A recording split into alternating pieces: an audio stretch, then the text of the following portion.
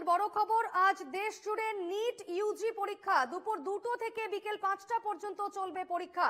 গত বছর পরীক্ষার সময় পরীক্ষা কেন্দ্রগুলিতে প্রশ্নপত্র ফাঁস ও অনিয়ম নিয়ে বহু বিতর্ক হয়েছিল। এবার শিক্ষা মন্ত্রক উচ্চ পর্যায়ের কমিটি গঠন করে পরীক্ষা প্রক্রিয়াকে আরো স্বচ্ছ ও নিরাপদ করার ব্যবস্থা নিয়েছে। এই মুহূর্তের বড় খবর, আজ দেশ জুড়ে নিট ইউজি পরীক্ষা এবং দুপুর 2টো থেকে বিকেল 5টা পর্যন্ত চলবে পরীক্ষা। গত বছর অর্থাৎ 2024-এ প্রশ্নপত্র ফাঁস ও অনিয়ম নিয়ে বিতর্ক হয়েছিল। এবার উচ্চ পর্যায়ের কমিটি গঠন করে পরীক্ষাকে আরো স্বচ্ছ করার ব্যবস্থা করা হয়েছে।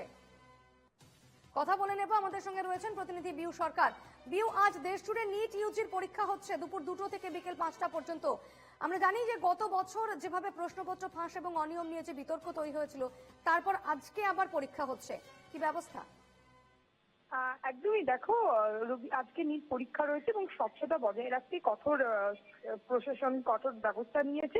কারণ 2025-এর আগেই দেখা গিয়েছিল, সেই সময় আগেই যার প্রশ্নপত্র ফাঁস নিয়ে ইতিমধ্যে ভুয়ো খবর ছড়াচ্ছে তাদের বিরুদ্ধে কঠোর পদক্ষেপ করেছে এনটিএ। গুজব এবং ভুয়ো খবর ছড়ানোর অপরাধে ন্যাশনাল টেস্টিং এজেন্সি দেশে 122টি সমাজ মাধ্যমের চ্যানেলকে নিষিদ্ধ ঘোষণা করেছে। এবং গত বছর দেখা গিয়েছিল যে 2024-এর নিট পরীক্ষায় যেভাবে প্রশ্নপত্র ফাঁস নিয়ে যে অভিযোগ উঠেছিল, সেখান থেকেই আগেই এবছর সতর্কতা নিয়েছে এবং আজকে আজকে যাতে কোনো রকম ভাবে কোনো প্রশ্নপত্র ফাঁস না হয় সেই ব্যাপারে ইতিমধ্যেই প্রশাসনের তরফ থেকে, সরকারের তরফ থেকে যথেষ্ট ব্যবস্থা নেওয়া হয়েছে।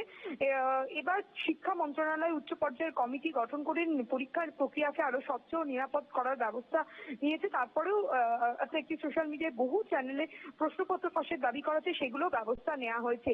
মানে আজকে পরীক্ষার প্রার্থীদের, যারা পরীক্ষার্থী রয়েছে তাদেরকেও সতর্ক থাকার জন্য বলা হয়েছে এবং ন্যাশনাল টেস্টিং এজেন্সি প্রার্থীদের কাছে আবেদন করেছে তারা যেন এই ধরনের প্রতারকদের থেকে দূরে থাকেন, যারা টাকার লোভে শিক্ষার্থীদের ফাঁদে ফেলেছে।